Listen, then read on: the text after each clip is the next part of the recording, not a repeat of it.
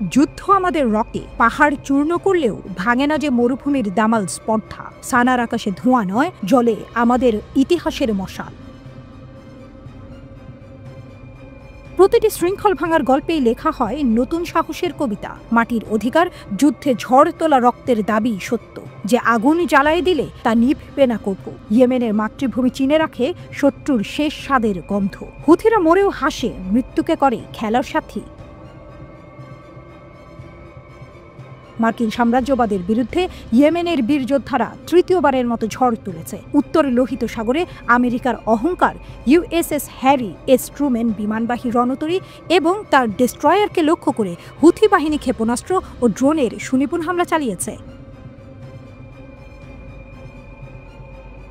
আমেরিকার যুদ্ধ জাহাজগুলো পিছু হটতে বাধ্য হয়েছে, তাদের বিমান আক্রমণ ব্যর্থ হয়েছে। ইয়েমেনের বীর সেনারা স্পষ্ট জানিয়ে দিয়েছে ফিলিস্তিনের পাশে দাঁড়ানো এবং আমেরিকান আগ্রাসনের বিরুদ্ধে তাদের সংগ্রাম থামবে না। গাজায় মানবিক সাহায্য পৌঁছানো না পর্যন্ত তাদের অভিযান চলবে।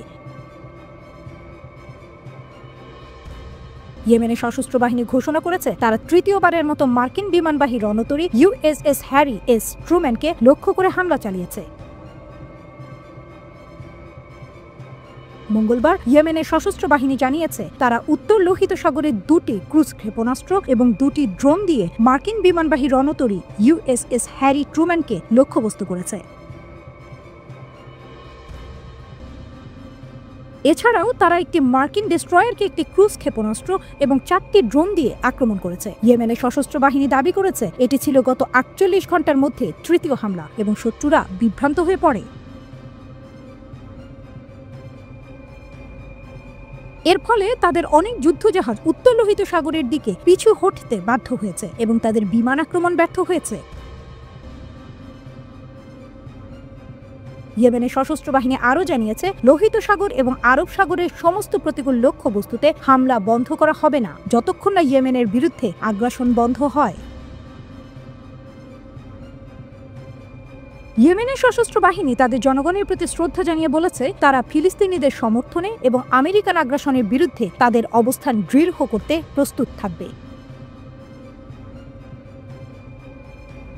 আল মায়াদিনের প্রতিবেদনে বলা হয়েছে একটি উচ্চপদস্থ সূত্র জানিয়েছে গাজার ওপর মানবিক সাহায্য পৌঁছানো না হওয়া পর্যন্ত ইয়েমেনের সামরিক অভিযান বন্ধ হবে না।